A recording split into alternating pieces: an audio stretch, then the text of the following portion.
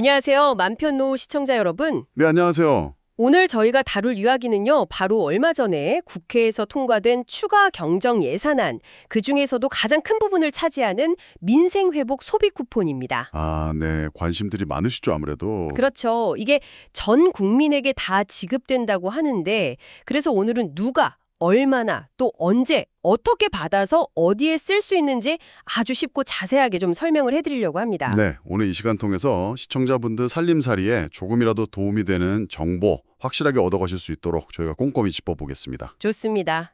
자, 그럼 먼저 이 민생회복 소비 쿠폰 이게 어떤 건지 개요부터 좀 짚어주시죠. 네, 이게 사실 코로나19 이후로 벌써 세 번째로 시행되는 전국민 대상 소비 지원 정책이거든요. 아, 벌써 세 번째군요. 네, 근데 이제 이전 두 번하고는 조금 다른 점이 있어요. 이번에는 모든 국민에게 동일한 금액을 주는 게 아니라 소득에 따라서 금액을 좀 다르게 지급한다는 게 가장 큰 특징입니다. 아, 차등 지급 그게 핵심이군요. 그럼 구체적으로 어떻게 차등 지급이 되는 건가요? 일단 모든 국민이 대상인 건 맞고요. 금액을 보면 기초생활수급자분들은 1인당 50만 원, 네, 50만 원, 그리고 차상위 계층은 1인당 40만 원, 40만 원? 그리고 이제 일반 국민들, 그러니까 앞서 말씀드린 두 그룹과 뒤에 나올 상위 소득층을 제외한 분들은 1인당 25만 원을 받게 됩니다. 아, 일반 국민은 25만 원. 그럼 소득이 높은 분들은요? 네, 소득 상위 10%에 해당하는 분들은 1인당 15만 원으로 책정이 됐습니다. 15만 원. 그러니까 50, 40, 25, 15 이렇게 네 단계로 나뉘는 거네요. 조언이 하나 더 있어요. 아, 또 있어요. 네, 인구 소멸 지역이라고 지정된 곳에 사시는 분들은 1인당 5만 원을 더 드립니다. 오, 인구 소멸 지역은 5만 원 추가. 그럼 예를 들어서 인구 소멸 지역에 사시는 기초수급자분은 최대 55만 원까지 받을 수 있는 거네요. 네, 정확합니다. 그렇게 되는 거죠. 이제 직업 균형 발전 이런 측면도 고려한 걸로 보입니다. 그렇군요. 근데 이제 듣다 보니까 궁금한 게 그 소득 상위 10% 기준이 뭘까 싶어요. 내가 해당되는지 안 되는지 알아야 하니까요. 아, 이게 사실 가장 좀 민감하고 또 시간이 걸리는 부분일 텐데요. 일단 기준은 주로 건강보험료 납부액을 보게 될 가능성이 높습니다. 건강보험료요? 네, 통상적으로 보면 직장 가입자 기준으로 연봉 한 7,700만 원 이상이면 상위 10%에 해당될 가능성이 있다. 뭐 이렇게 이야기 나오고 있어요. 연봉 7,700만 원. 근데 이게 건보료만으로는 다 파악하기 어려운 부분들이 있잖아요. 재산이라든지. 그래서 여러 부처가 참여하는 범정부 TF에서 최종 기준을 좀 더 면밀하게 마련할 예정이라고 합니다. 아, TF에서 최종 기준을 정하는군요. 그럼 그 기준이 나와야 정확히 누가 얼마 받는지 알 수 있겠네요? 네, 맞습니다. 조금 기다려봐야 하는 부분이죠.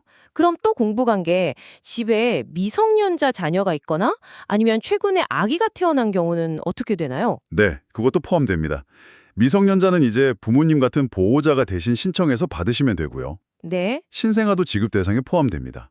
다만 정확히 몇 월 며칠 출생아까지 포함할 건지 그 기준일은 추후에 확정해서 공지한다고 하고요. 아, 신생아도 되고 그럼 혹시 외국인도 받을 수 있나요? 외국인은 원칙적으로는 지급 대상에서 제외됩니다. 아, 원칙은 제외. 네. 그런데 이제 우리나라 국민과 결혼해서 살고 계신 결혼 이민자나 영주권자 같은 분들, 이런 분들께는 지급을 해야 하는 거 아니냐 이런 논의가 있어서요. 이 부분은 아직 최종 결정된 건 아니고 논의 중이라고 합니다. 그렇군요. 자, 그럼 제일 중요한 것 중 하나죠. 언제 받을 수 있나요? 이게 아까 말씀드린 것처럼 소득 기준을 확정하는 데 시간이 좀 걸리잖아요. 네, 그렇죠. TF에서 정해야 하니까. 네. 그래서 아마 지급이 한 번에 다 되긴 어렵고 1차, 2차 이렇게 두 번에 나눠서 지급될 가능성이 높습니다. 아, 두 번에 나눠서? 네. 1차 지급은 일단 7월 중순을 목표로 하고 있고요. 이때는 이제 소득 상위 10%를 제외한 나머지 분들께 먼저 지급이 될 것 같고요. 7월 중순 목표? 그리고 이제 소득 상위 10%에 해당하는 분들은 분류 작업이 끝나고 나서 아마 그 이후에 2차로 지급되지 않을까 예상됩니다. 그렇군요. 그럼 받고 나서 바로 써야 하는 건 아니지만 사용 기한도 있겠죠. 네, 당연히 있습니다. 이게 빨리 소비를 해서 경제를 활성화시키자는 취지이기 때문에 사용 기한을 좀 짧게 가져갈 것 같아요. 대략 한 4개월 정도로 예상하고 있습니다. 4개월? 네, 근데 이건 지급일로부터 4개월이니까 내가 언제 받았는지에 따라 종료일이 다를 수 있거든요. 그러니까 꼭 지급 받으시면 종료일을 확인하셔야 합니다. 아, 그건 꼭 기억해야겠네요. 자, 그럼 어떻게 받느냐? 지급 방식도 공분한데요. 현금으로 주는 건가요? 아니요, 현금 지급은 아닙니다. 세 가지 방식 중에서 본인이 하나를 선택하게 될 거예요. 세 가지 방식이요? 네. 첫 번째는 지역사랑 상품권, 우리가 흔히 지역 화폐라고 부르는 거죠. 이걸 모바일 앱이나 아니면 실물 카드로 받는 방식이고요. 네, 지역 화폐. 두 번째는 지자체에서 발행하는 선물 카드 형태로 받는 방식입니다. 이것도 실물 카드죠. 선불카드. 그리고 세 번째는 본인이 원래 쓰고 있는 신용카드나 체크카드에 포인트 형태로 충전해주는 방식입니다. 아, 카드 포인트 충전. 이게 제일 편할 것 같기도 하고요. 네. 신청하면 보통 한 2, 3일 안에 바로 포인트가 들어오니까 좀 빠르고 간편하다는 장점이 있죠. 그렇군요. 셋 중에 하나를 고르면 되는 거네요. 자, 그럼 이제 진짜 중요한 거. 이 쿠폰 어디에 쓸 수 있나요? 네. 이것도 굉장히 중요하죠. 어디서 쓸 수 있느냐. 일단 기본 방향은 우리 생활과 밀접한 곳들, 특히 골목상권이나 소상공인 가게에서 쓸 수 있도록 한다는 겁니다. 생활 밀착형 업종. 예를 들면요. 예를 들면 편의점, 동네 전통시장, 또 집 앞 슈퍼마켓 같은 동네 마트, 음식점, 미용실, 학원 같은 곳에서도 쓸 수 있을 걸로 예상됩니다. 오, 학원비도 가능할 수 있겠군요. 네, 그런 논의가 있는 걸로 압니다. 다만 아직 구체적인 사용처 리스트가 확정된 건 아니라서 이것도 좀 더 지켜봐야 합니다. 그럼 반대로 사용이 안 되는 곳도 있겠죠. 네, 그건 비교적 명확한데요. 아무래도 대기업이 운영하는 곳들은 좀 제한될 가능성이 큽니다. 예를 들면 백화점이나 대형마트 같은 곳이요? 네, 맞습니다.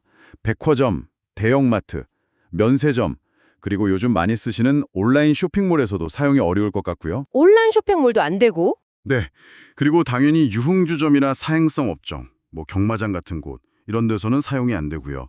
또 이걸로 대출금을 갚거나 하는 것도 안 됩니다. 아, 대출 상환도 안 되고. 결국 지역 내 소상공인들한테 돈이 돌게 하려는 취지가 강하네요. 그렇죠. 정책 목표가 거기에 맞춰져 있는 거죠. 알겠습니다. 자, 그런데 이번 추경 예산안에 이 소비 쿠폰 말고도 다른 지원 정책들도 좀 포함되어 있다면서요? 네, 몇 가지가 더 있습니다. 하나는 고효율 가전제품을 사면 구매 비용의 10%를 환급해주는 제도가 새로 생깁니다.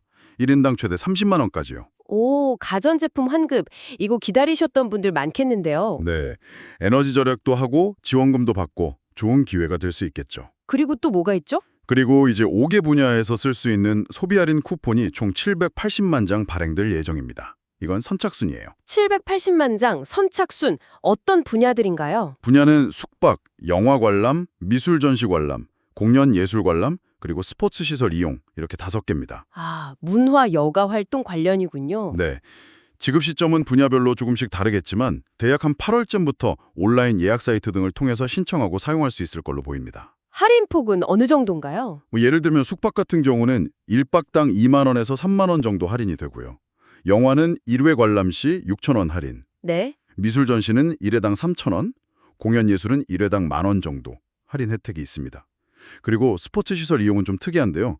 기초연금을 받으시는 어르신들 대상으로 1인당 5만 원까지 할인 혜택을 드립니다. 아, 스포츠 시설은 어르신들께 혜택이 가는군요. 이건 정말 선착순이니까 관심 있는 분야는 미리 좀 알아보고 준비해야겠네요. 네, 맞습니다. 특히 인기 있는 분야는 금방 소진될 수 있으니까요. 정보에 좀 밝으셔야 할 것 같습니다. 이렇게 보니까 민생회복 소비 쿠폰을 중심으로 해서 가전제품 환급, 또 5대 분야 할인 쿠폰까지 여러 정책들이 좀 맞물려서 돌아가는 느낌이네요. 네, 그렇게 볼 수 있습니다.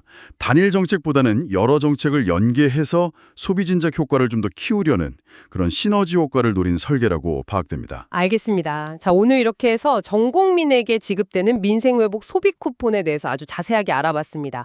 금액부터 대상, 시기, 방법, 사용처, 그리고 연관된 다른 지원 정책까지 꼼꼼하게 짚어봤는데요. 네, 오늘 드린 정보가 시청자 여러분의 팍팍한 살림살이에 조금이라도 좀 보탬이 되고 또 계획 세우시는 데 도움이 되었으면 좋겠습니다. 맞습니다. 혹시 오늘 방송 보시면서 궁금한 점이 있으시면요. 언제든지 아래 댓글로 남겨주세요. 저희가 아는 선에서 최대한 답변 드리겠습니다. 네, 소통은 언제나 환영입니다. 오늘 내용이 유익하셨다면 구독, 좋아요, 알림 설정 꼭 좀 부탁드리고요. 주변의 친구분들이나 가족분들께도 이 영상 널리 알려주시면 정말 감사하겠습니다. 네, 부탁드립니다. 자, 그럼 저희는 다음 영상에서 또 유익한 정보로 찾아뵐 것을 약속드리면서 이만 인사드리겠습니다. 다음 영상에서는요. 정부 지원금 또 나왔습니다. 매달 20만 원 현금 지급. 놓치면 1년 기다려야 합니다. 라는 주제로 찾아뵙겠습니다. 다음 영상도 꼭 시청해주세요. 네, 다음 영상도 기대 많이 해주십시오. 감사합니다. 감사합니다.